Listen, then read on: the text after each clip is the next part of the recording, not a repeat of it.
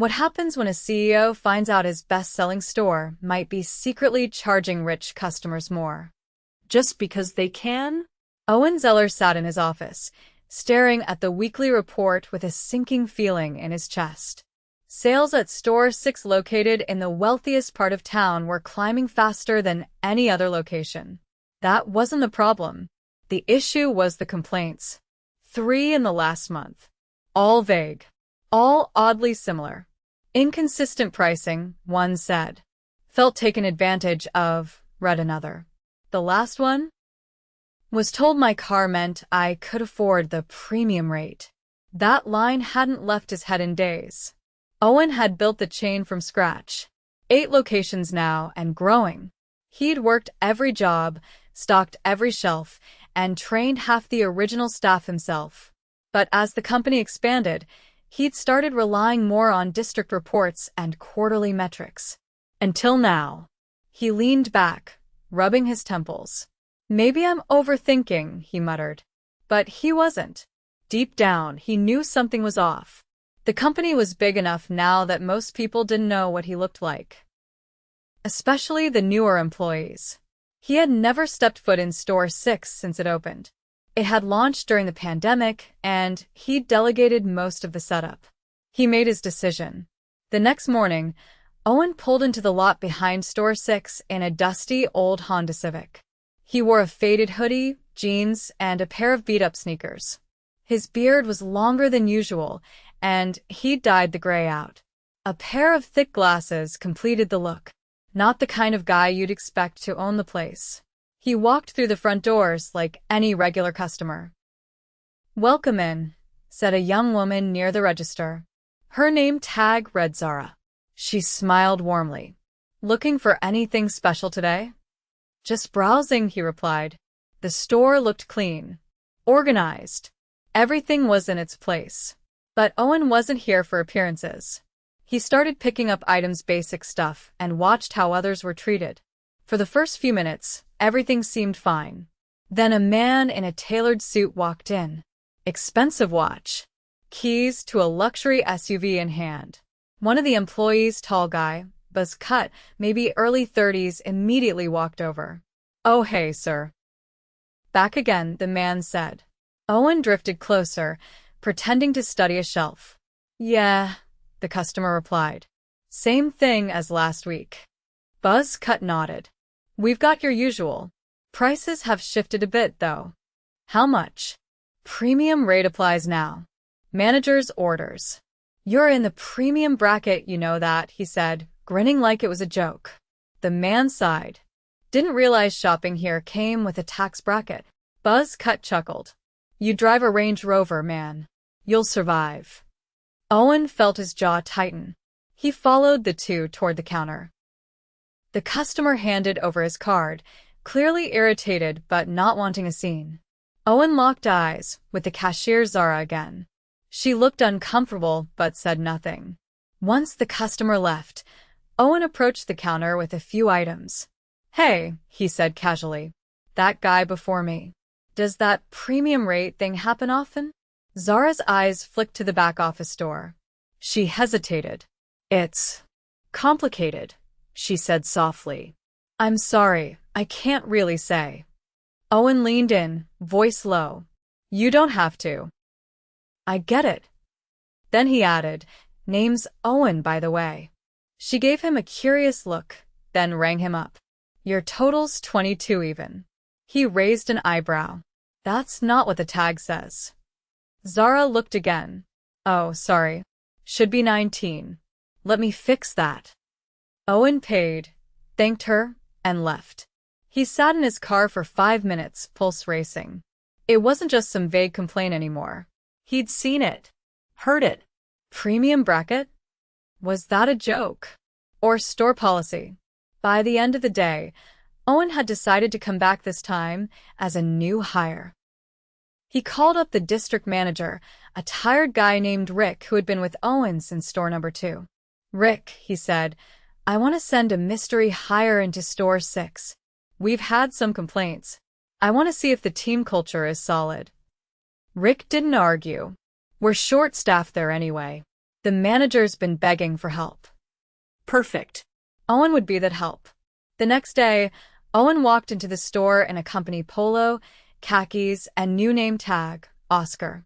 He was introduced to the staff as a temp trainee brought in to help during the holiday rush. No one raised an eyebrow.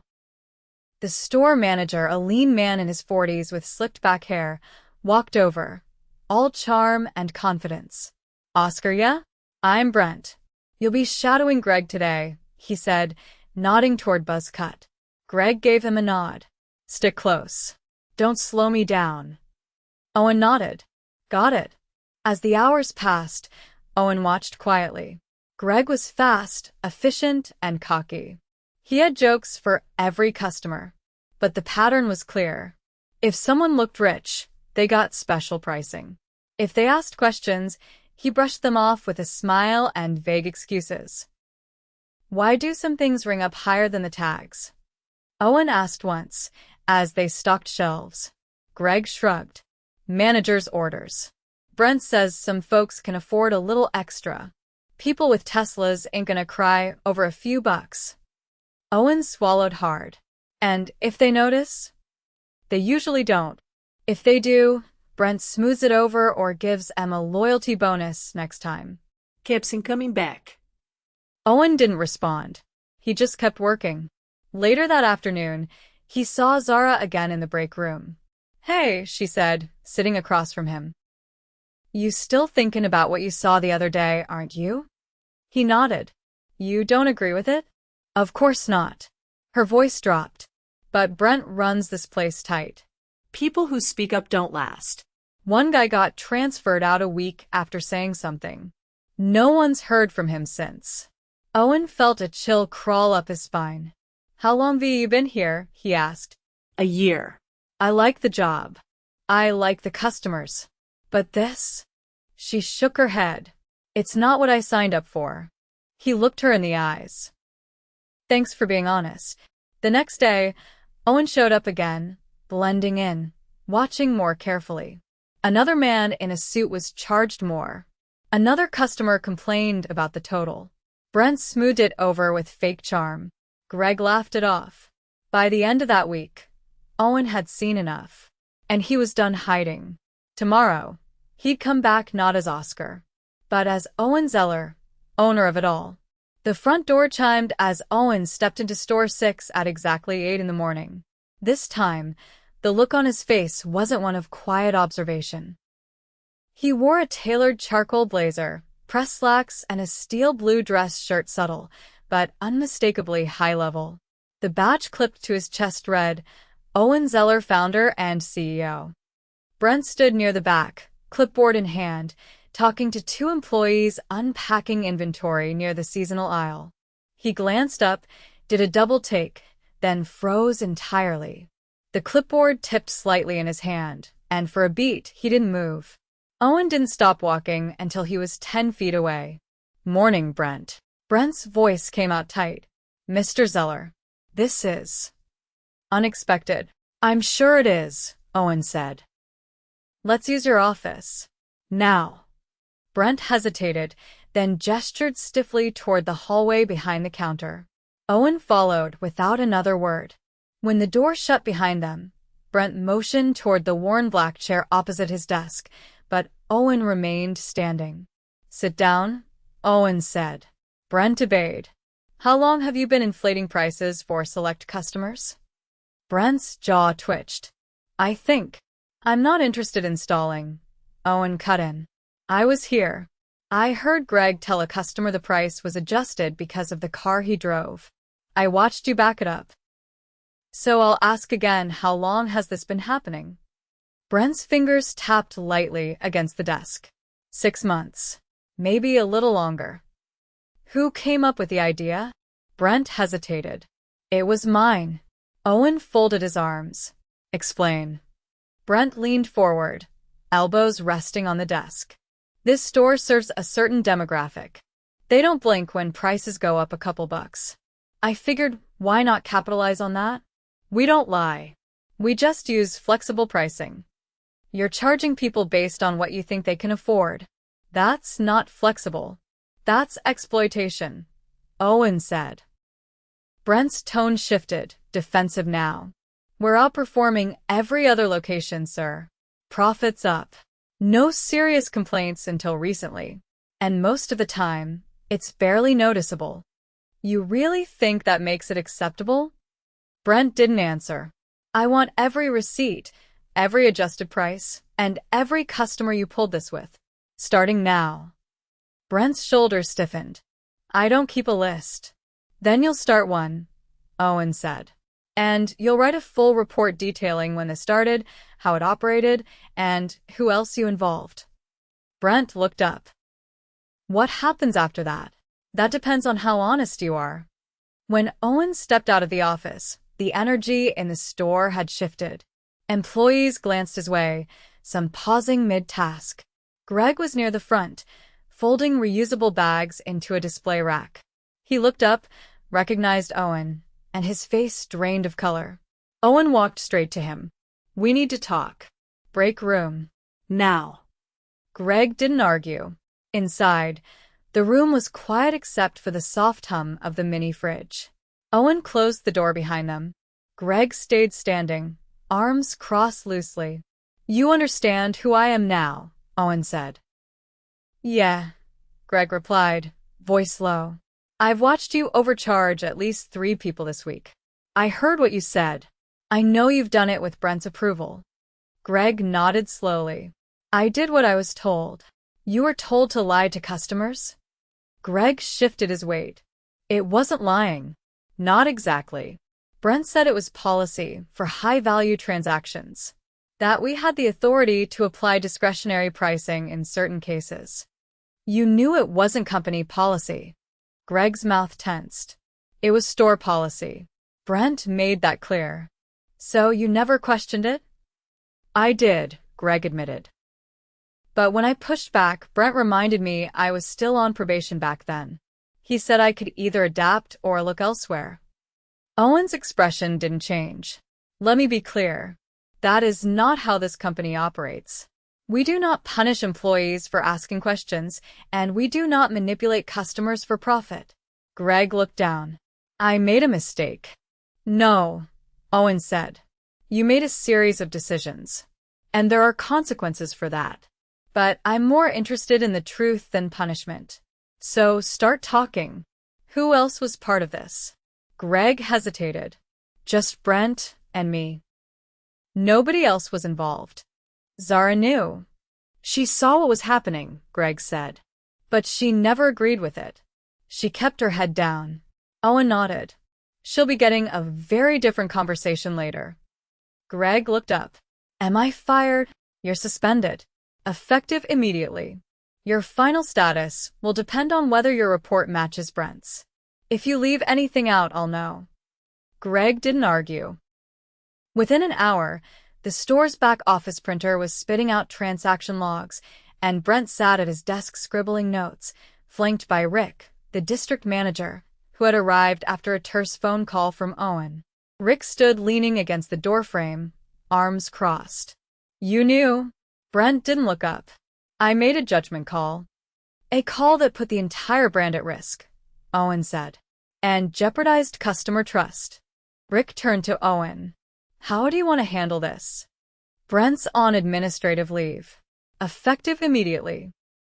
We'll review his report and determine whether to terminate or pursue legal action. Brent tensed but said nothing. Rick nodded. I'll manage the location in the interim. No, Owen said. Zara will. Rick raised his eyebrows. You sure? She's the only person in that store who showed integrity when it counted. Later that afternoon, Owen found her restocking greeting cards near the front of the store. She looked up, confused by his presence again. You're not Oscar, she said. No, he replied. I'm Owen Zeller. Her hand froze mid-shelf. Wait, the Owen? He gave a small nod. Come with me. In the office, Owen sat across from her this time. I owe you an apology, he said. You were stuck in a difficult situation, and you handled it with quiet integrity. Zara looked uncertain. I didn't do much. You didn't take part. That was enough, he said. But I'm not here to thank you. I'm here to offer you something. She blinked. What? Interim store lead. Until we assign a permanent replacement. You'd report directly to Rick. You'd have authority to reset the team culture here, clean up the mess Brent left behind. Zara looked stunned. I've never managed before. You don't need to have, Owen said. You need to care about people. The rest can be trained. She sat back slowly. I'll try. That's all I ask. That evening, Owen walked the floor one last time. The store felt different. Not fixed far from it, but lighter, like a window had been cracked open after a long silence. Employees kept their heads down, unsure what the next day would bring, but no one avoided his eyes now. As he stepped outside, Rick caught up to him in the lot. You sure about this approach? Completely, Owen said. If we don't hold ourselves accountable, someone else will. Better we learn from this than bury it. Rick gave a slow nod. What about the customers who are overcharged? We'll reach out. Refunds, apologies, and a personal letter from me. Rick exhaled. You're going to make a lot of people uncomfortable. Owen looked back at the store. Good. Comfort's what got us here. He turned toward his car, the same old Civic. Not because he had to, but because he'd earned a reminder of where he started. And who he was supposed to be. The next morning, Owen arrived at Store 6 before opening. The parking lot was mostly empty, save for a few cars belonging to early staff. The air was sharp with cold, the sky still gray from the lingering dawn. He stepped through the glass doors and found Zara already inside, reviewing the shift schedule at the back counter, a clipboard balanced on her knee. She didn't look up right away, but when she did, her eyes stayed on him a second longer than usual. You're early. So are you. I couldn't sleep much, she said, setting the clipboard down. I kept thinking about who's going to cover Greg's shifts. We're already thin. We'll rotate until Rick can move someone over, Owen said. For now, stagger breaks and cut non-essentials. You'll have to stay floating. Zara nodded, then paused. Customers will notice the difference. They will, Owen said. And they'll also notice who's still here when things settle. She didn't respond, but her posture tightened. She wasn't looking for reassurance.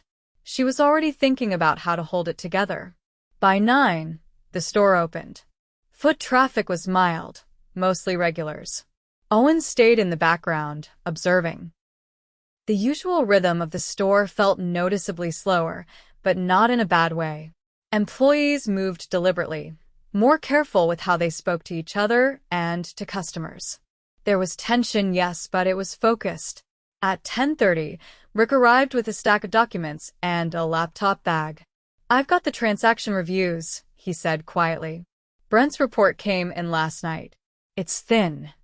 Owen stepped with him into the back office. How thin? No dates. No names.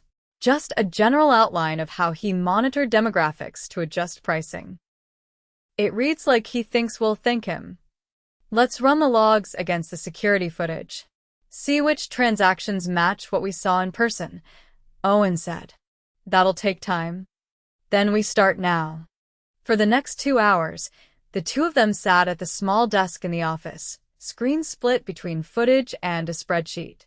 Owen kept quiet as Rick clicked through days of video, pausing on key moments, matching timestamps against sales records. By noon, they had compiled a list of 27 transactions with unexplained price increases, most involving higher-cost items like wine, high-end snacks, or imported goods. Rick leaned back, rubbing his eyes.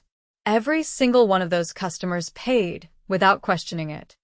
That's what Brent counted on, Owen said. Now we reach out. Rick looked over. You want to call them? We draft letters first. Hand signed. Include full refunds and a direct contact number that goes to my office. That'll raise eyebrows. Let them raise. By early afternoon, Zara was back near the registers, recalibrating shelf tags. Owen approached and waited until she finished taping a new price sticker over a mislabeled tea tin. She turned toward him, brushing her hands off on her apron. "I need you to sit in on the team meeting at 4, Owen said. "We're going to talk about what comes next." "I figured we would," she said. "Some of the staff are already asking."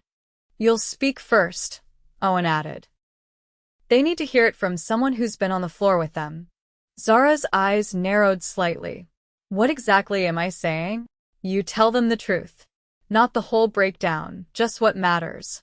That Brent's gone. That we're fixing it. That no one here is being punished for speaking up." She nodded once. "They'll listen." At 4 sharp, the staff gathered in the break room. Some leaned against the walls, others sat cross-legged on the floor. A few stood with arms crossed, uncertain. Owen stood beside Zara, near the whiteboard. Rick stayed near the door, silent. Zara stepped forward first. "I know the last few days haven't made much sense," she began. "You saw things change fast. Some of you probably weren't sure whether to ask questions or just keep your head down. I've been there. I did the same thing."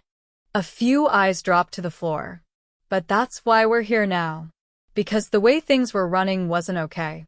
Charging people more because of what they looked like, what they drove, that's not what this company stands for.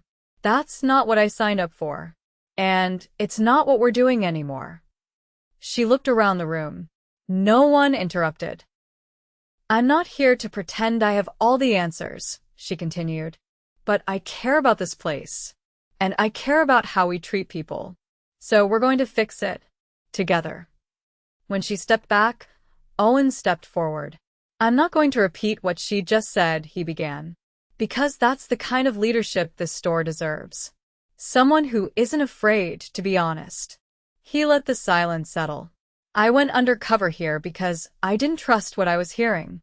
That's on me. I should have been more connected before this.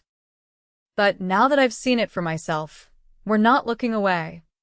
A hand went up in the back. It belonged to Maya, a soft-spoken employee who usually worked the health food aisle. "What happens to the people who are overcharged?" "They're getting full refunds," Owen said. "And a direct apology from me."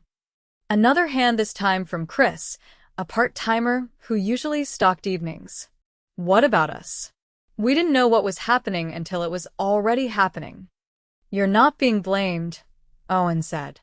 "But we're asking something of you. From now on, if anything feels off, we don't wait. We ask. We talk. That's how we move forward." The room stayed quiet a moment longer before Zara spoke again. "We'll be short-staffed for a while," she said. "That's real. But we're going to rotate more fairly. No more favorites. No more people getting stuck with the worst shifts every week." A few heads nodded. "And if anyone feels like something's wrong, my door is open." The meeting broke shortly after. No applause. No speeches. Just quiet resolve. People filed out slowly, murmuring to one another, returning to their posts with a different energy. Not lighter, not yet, but real. Later that evening, Owen sat alone in the office, reviewing the first draft of the apology letters. The printer hummed in the background as page after page slid into the output tray. Rick knocked once and stepped in. "Zara's got the clothes. You heading out?" "In a bit," Owen said. "Just want to make sure these are clean." Rick leaned against the doorframe. "She's holding up better than I thought." "She's not pretending it's easy," Owen said. "That's what makes her good." Rick nodded. "What happens when corporate hears about this?" "They'll ask the same question I did," Owen said. "How did this go unnoticed?" "Then what?" "Then we answer it," Owen said. "And we make sure it doesn't happen again." Rick stepped back into the hallway. "I'll see you tomorrow." Owen stayed behind a few minutes longer, watching the words roll out on the page. "To our valued customer, we recently discovered that a pricing practice at our Store 6 location did not reflect our values, our policies, or our commitment to fairness." He didn't sign them yet. That would come tomorrow, with fresh eyes and a steady hand. The damage had been done, but so had the first step in repairing it. The following week moved slowly, and Owen made sure of it. Store 6 didn't need speed, it needed control, structure, and consequences that didn't disappear with the next shift change. Zara was working longer hours than she ever had before, but she didn't complain. What she lacked in formal management training, she made up for in focus. Her calm voice carried more weight now, and the other employees responded to her with a kind of quiet respect. Owen didn't hover, but he didn't disappear either. Each morning he showed up just before opening, usually with a folder tucked under his arm and a list of observations from the previous day. He never raised his voice, never made speeches. But he noticed everything, and nothing was slipping past him anymore. One evening, as the sun dipped behind the far end of the plaza, Owen tapped lightly on the break room door before stepping in. Zara was at the table, red pen in hand, reviewing a handwritten schedule. Her brow was creased, and there were faint lines under her eyes that hadn't been there the week before. "Anyone giving you trouble?" he asked. "No," she said, setting the pen down. "But I had to shift 2 of the newer people to solo closing. We're stretched. I don't love doing it." "Who are you rotating?" "Chris and Maya," she replied. "They're steady. Not fast, but they don't cut corners. They're both covering extra hours." "Are they okay with that?" "They haven't said otherwise," she said, then added, "but I'm not sure they'd tell me if they weren't." Owen pulled out the chair across from her and sat down. "You don't have to be the one holding it all together." "I'm the only one who knows where the cracks are," she said. He nodded slowly. "Then let's seal a few of them. I've got approval to bring in temporary floaters from other stores. They'll rotate in for afternoon coverage, 3 days a week, 2 weeks at a time." She blinked. "You think they'll adapt fast enough?" "They won't need to. They're not leadership, they're bodies. You manage the flow. They follow." She leaned back slightly, as if the weight shifted just enough to let her breathe. "And we're bringing in a regional HR partner to run a listening session next week," he continued. "Voluntary. Anonymous feedback. I want to know what else slipped through the cracks." Zara nodded. "Good. People still don't know how much they're supposed to say." "They will," he said. "And when they do, they'll be listened to." A knock came at the break room door. It was Rick, holding his phone in one hand and a paper in the other. "Sorry to interrupt," he said. "We've got a call from corporate legal. They're good with our refund structure, but they want clarification on how many customers we're contacting directly versus issuing credit." Owen held out his hand for the paper. "We're doing all direct contact. No credit. Full refunds, mailed with documentation." Rick gave a brief nod. "I'll confirm it." When Rick left, Zara looked at Owen. "You really think those letters will fix it?" "No," he said. "But they'll start something. And that's better than pretending it never happened." By the end of that week, the first wave of letters had gone out 27 envelopes, each containing a formal apology, a refund check, and Owen's direct office line. He expected pushback. What came instead was something else. 8 customers called. 4 wrote physical letters in return. 2 stopped by the store in person. One of them, an older man in a navy windbreaker, showed up on a rainy Thursday afternoon. He walked straight to the counter and politely asked if Owen was available. Zara stepped out from behind the register and led him to the small office where Owen had set up a temporary desk. The man shook Owen's hand and sat carefully in the visitor chair. "I got your letter," he said, "and I read it 3 times." Owen waited.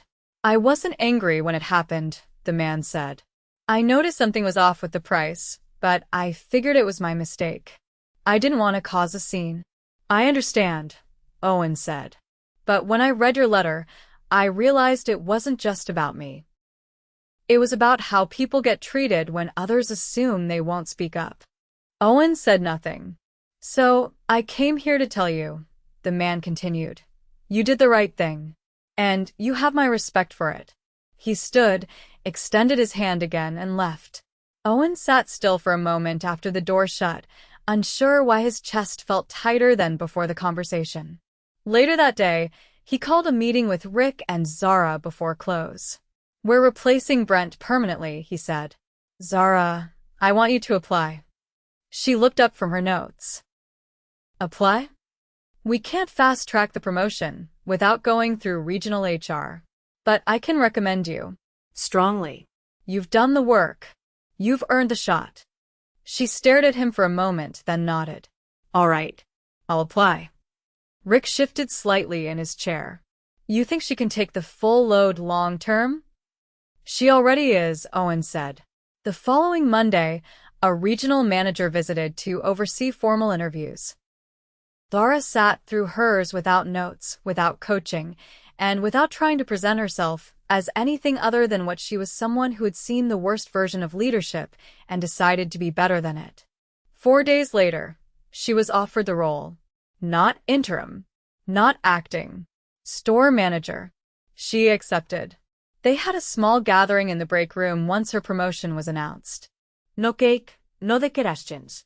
Just pizza, warm soda, and a room full of people who hadn't trusted each other 2 weeks ago and now passed plates and jokes and relief around like air. Chris gave her a fist bump on the way out. Maya left a small note on her locker. And even the floaters from the other stores lingered longer than necessary. Owen stood in the back, arms folded, watching it all happen. Rick came over, paper plate in hand. "You staying on this store's radar?" "I'm putting it on a quarterly rotation," Owen said. Surprise visite. No warnings. Rick raised an eyebrow. "That going to be standard across all locations?" "It is now." As the night wound down, Owen found a quiet corner behind the dry goods aisle and pulled out his phone. He opened a blank document and started typing a message to himself. New policy draft.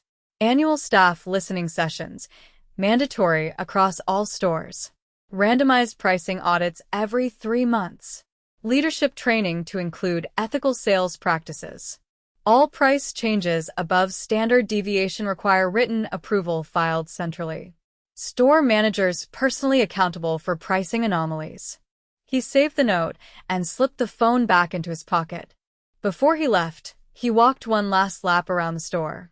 The shelves were stocked. The lighting was warm. The register hum was steady and calm. Nothing flashy, nothing loud. Just a store doing what it should, serving people honestly. As he stepped outside, rain was misting through the parking lot lights. He didn't open his umbrella, just walked slowly to the Civic, keys in hand, thinking about all the things he nearly missed. And everything he wouldn't let slip again.